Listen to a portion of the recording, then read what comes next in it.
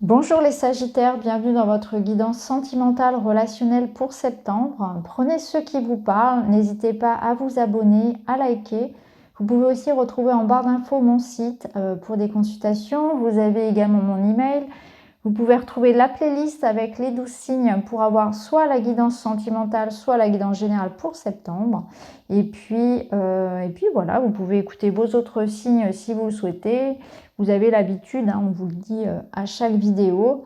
Et de toute façon, prenez aussi toujours ce qui vous parle uniquement. N'essayez pas de forcer les choses. Si le message est pour vous, vous allez le ressentir tout de suite. Alors on est parti les Sagittaires, j'ai déjà tiré les cartes, on va les découvrir et les lire ensemble. La première énergie que j'ai eue, c'est l'ange, qui nous parle de protection, de confirmation, de confiance. Donc vous avez besoin de ça, vous avez besoin qu'on vous protège, qu'on vous redonne confiance en la vie, en vous-même, peut-être en une relation. Donc un sentiment peut-être de vulnérabilité, d'avoir besoin de sentir que les choses vont s'arranger, d'être entouré. Vous pouvez être dans une période un petit peu où vous doutez. Vous doutez de quelque chose, de vous, de la vie. C'est vrai qu'on est dans une période déjà qui n'est pas forcément évidente de manière générale. Mais peut-être que là, c'est par rapport au sentimental, puisqu'on est vraiment dans une énergie de cœur où vous doutez de la personne, vous doutez de vous-même, vous remettez beaucoup de choses en question. Je vous sens un peu fragile, un peu vulnérable sur cette période. On va voir comment ça se lit après dans le tirage, mais vous avez besoin de protection. Donc cette carte, déjà, elle vous dit qu'il y a un ange, il y a un guide, il y a peut-être un défunt, il y a une énergie en tout cas qui vous protège. Et ça peut être aussi une personne qui est là pour vous. Ça peut être une amie, un guide, quelqu'un qui vous apporte au quotidien. Ça peut être votre partenaire. En tout cas, voilà, il y a cette notion que vous n'êtes pas seul. Alors ici, petit conseil, je réunis toutes les personnes qui sont chères à mon cœur. Quelle date ai-je choisie pour fêter et partager ce magnifique événement? Donc là, il y a une envie peut-être de créer un événement sur ce mois-ci, sur septembre. Vous allez peut-être avoir envie justement de réunir les amis, réunir la famille pour un événement particulier ou tout simplement pour le plaisir de retrouver tout le monde, justement de se sentir entouré, de sentir que même si on a de l'instabilité dans sa vie, on a au moins certaines choses qui sont sûres, qui sont sur lesquels qui sont solides, qui sont stables, qui nous amènent en fait cette stabilité. Donc pour certains c'est la famille, pour certains c'est le couple, pour d'autres c'est les amis, les collègues, je ne sais pas. Mais en tout cas vous avez besoin de ce cercle de personnes qui vous fait du bien et vous aurez envie à cœur de réunir tout le monde et de vous retrouver. Alors ici, ne pas céder aux énergies extérieures signifie ne pas rendre la méchanceté, la malhonnêteté ou la violence. On accepte que l'autre ait un tumulte intérieur avec lequel on n'a aucun lien. On accepte de ne pas être concerné, de rester dans notre bulle de paix et de sérénité. Donc là, on vous conseille de ne pas réagir en fait à tout ce qui peut être agressivité, violence, méchanceté, malhonnêteté, mensonge qui vient de l'extérieur. C'est-à-dire que là, vous allez être confronté à effectivement des collègues, des amis, des proches, des gens pas forcément, ça peut être aussi dans votre travail, des clients, des personnes pas forcément sympathiques, on va dire, et que ça va être important pour vous en septembre de cultiver la paix à l'intérieur de vous, de pas réagir œil pour œil, dent pour dent, de vous maintenir dans une énergie qui soit belle, qui soit haute, de pas tomber en fait dans ce piège de vous laisser impacter. Il y a une espèce d'empathie ici sur lesquelles il faut faire attention justement et pas vous laisser baigner comme une éponge en fait par la grisaille extérieure. Et ça c'est aussi raccord avec ce qu'on vit. C'est vrai que quand on va à l'extérieur, on ressent la colère, il y a une espèce de lourdeur n'importe où. Il y a une espèce de lourdeur qu'on ressent et ça, voilà, protégez-vous de ça. Et ça va être important aussi de ne pas suragir. Si quelqu'un essaye presque de vous provoquer pour vous faire réagir un peu comme ça, pour vous sortir de vos gonds, vous mettiez en colère, etc., ne cédez pas à ça. Essayez vraiment de rester dans cette neutralité, tout du moins, pour gérer une situation. Parce que vous pouvez être aussi amené à gérer quelque chose d'assez conflictuel. Alors ici, qu'est-ce qu'on a? On a l'orage. Alors ici, on voit que pour certains, il peut y avoir effectivement de l'orage, donc des désaccords, des disputes. On peut traverser une crise, hein, une crise de couple, une crise peut-être avec une personne en particulier qui n'est pas forcément votre amoureux, hein, ça peut être votre patron, ça peut être un ami, dans la famille. Hein. On voit qu'il y a de la distance à prendre par rapport à ça, hein, il y a une envie ici de peut-être se libérer de quelque chose qui n'est plus bon pour vous. Donc ça peut être quitter un travail dans lequel on n'est pas bien, hein, on se sent, vous voyez, on se sent lié comme ça à quelque chose qui va plus. Hein. Ça peut être aussi dans le couple une notion d'être trop dépendant, d'être trop jaloux, de mettre trop de pression à l'autre, vous voyez, d'être trop attaché, trop dépendant en fait. Hein. Il y a vraiment cette notion de dépendance qui n'est pas bonne ici. Alors, soit c'est vous qui générez ça, soit c'est l'autre, et on voit qu'il y a un désaccord par rapport à ça, que ça pose un problème. Il y a quelque chose qui n'est pas équilibré. Et par rapport à ça, on va prendre de la distance. Ça peut être aussi une relation à distance où effectivement il y a beaucoup de suspicion, on est trop... vous voyez, il y a quelque chose qui n'est pas équilibré ici dans la relation. Si elle est à distance, il y a quelque chose qui ne va pas non plus. Ça peut créer des conflits, effectivement, où on peut remettre en question ici une relation à distance. En tout cas, ici, vous allez devoir vous libérer de ça. Ça peut être aussi un travail à faire sur vous, hein, de vous libérer d'une colère, de quelque chose qui est négatif.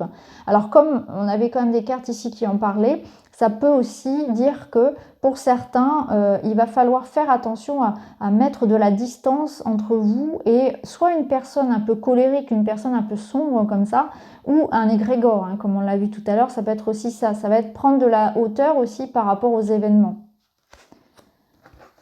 Alors, celle-ci avant.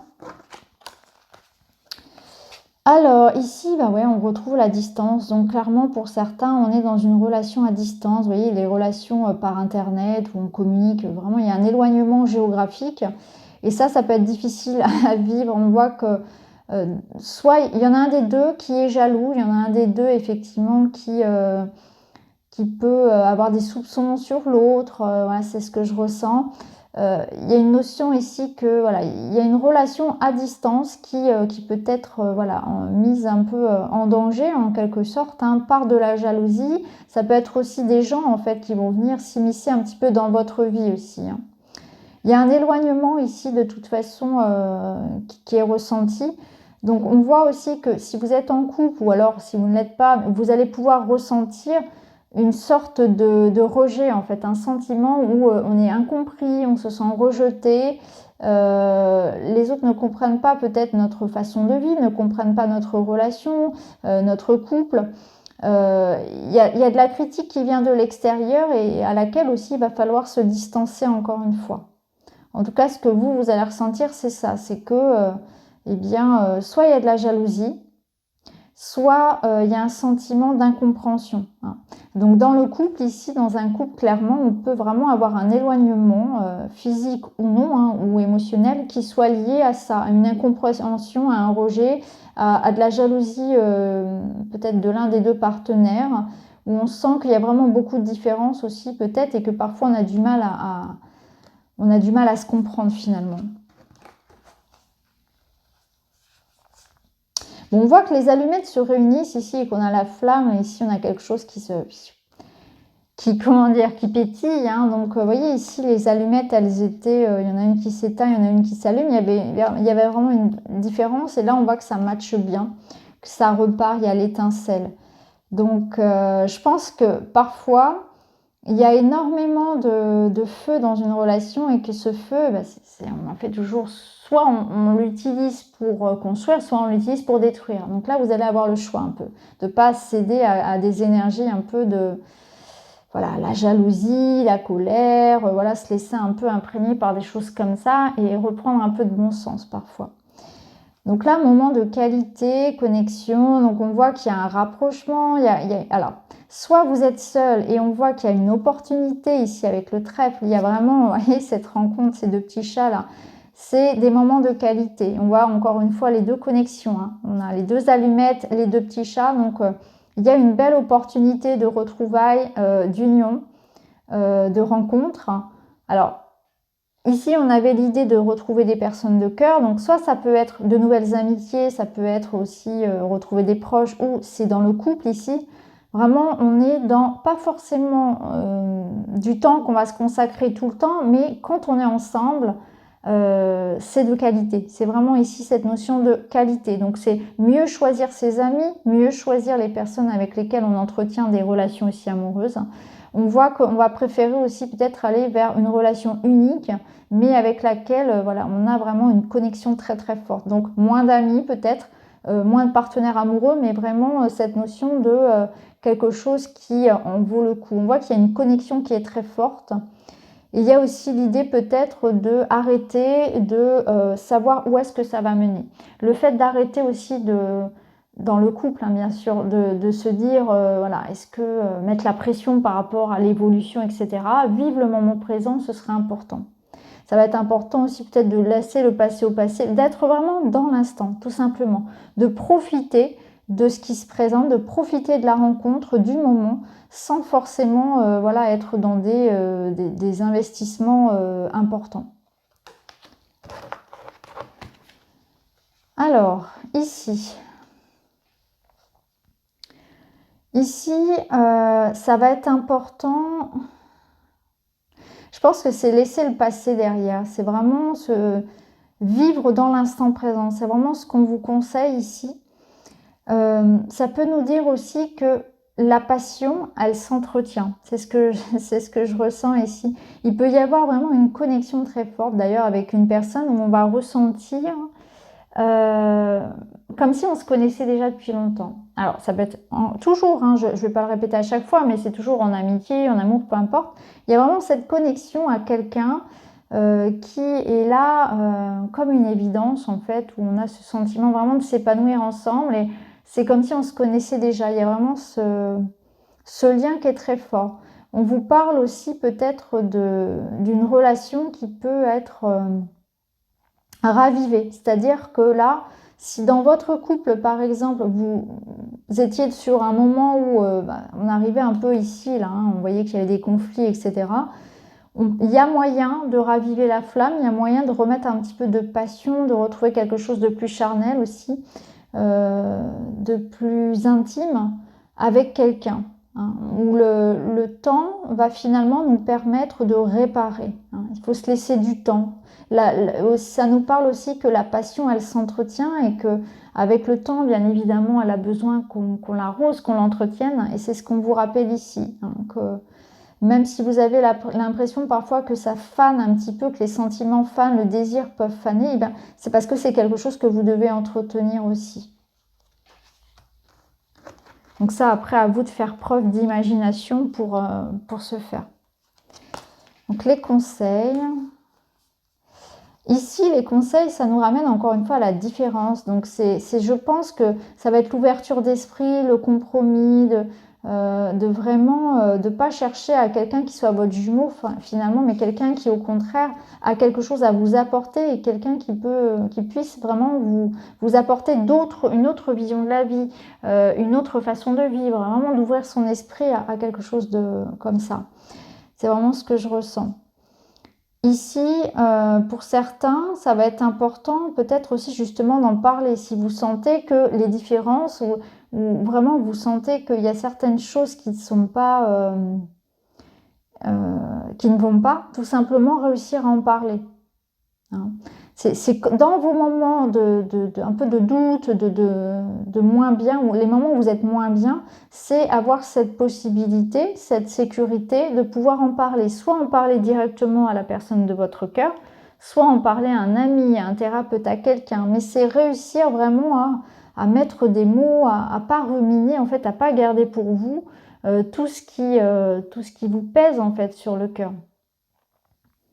Pour d'autres, ça nous parle quand même ici d'ouvrir son cœur, mais aussi de se permettre en fait de vivre une relation.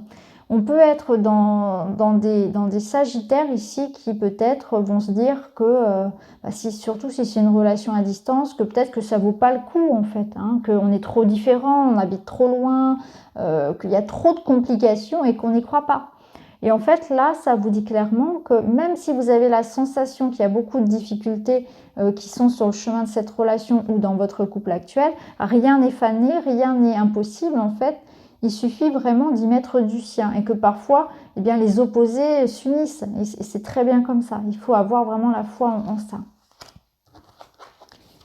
Alors, l'évolution future, waouh, c'est super. Vous avez l'amour, le vrai. Vous voyez, il y a une espèce d'harmonie ici, de bonheur. Donc, on voit qu'il y a quelque chose ici, on vous dit accueillir ce qui vient à soi, saisir une opportunité.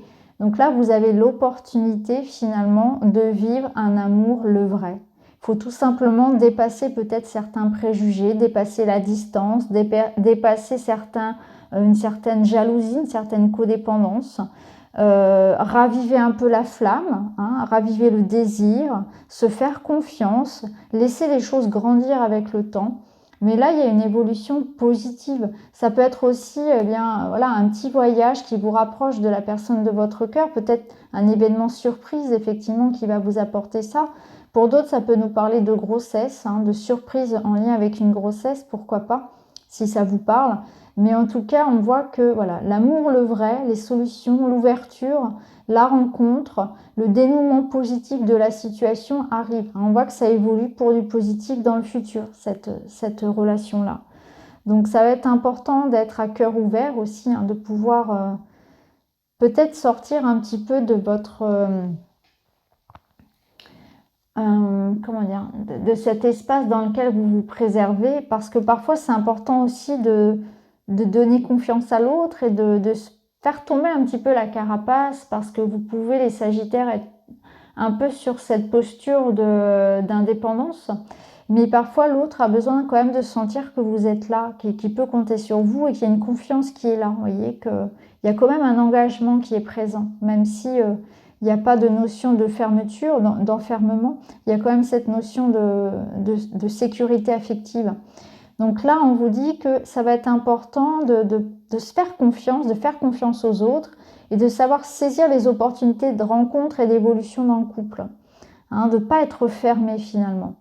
Donc de faire confiance, d'y croire aussi. Et de laisser aussi, de se permettre, de se dire que, de ne pas avoir de croyance en fait par rapport à ça. Par rapport à se dire, non... on habite trop loin de l'un de l'autre, c'est une relation à distance, ça ne peut pas évoluer positivement, ou bien de se dire, cette personne elle est trop différente de moi, ou on est trop différent, ou alors se dire on est arrivé à un stade où de toute façon il n'y a plus rien à sauver, vous voyez. Là, c'est pas ça, c'est vraiment se dire qu'on peut repartir, que la vie peut donner une seconde chance, que la vie peut mettre une belle personne sur votre chemin, peu importe votre âge, peu importe les circonstances, même si elle n'habite pas près de chez vous, et qu'il y a vraiment une belle opportunité d'amour véritable, et que l'amour, il est là partout, et que quand il se présente, eh bien, il faut vraiment le prendre comme il est, et il arrive souvent d'une manière où on ne l'attend pas. Donc voilà pour vous les Sagittaires, j'espère que ça vous parle. N'hésitez pas à me dire en commentaire. En tout cas, je vous embrasse et je vous retrouve très vite. Merci beaucoup, à bientôt.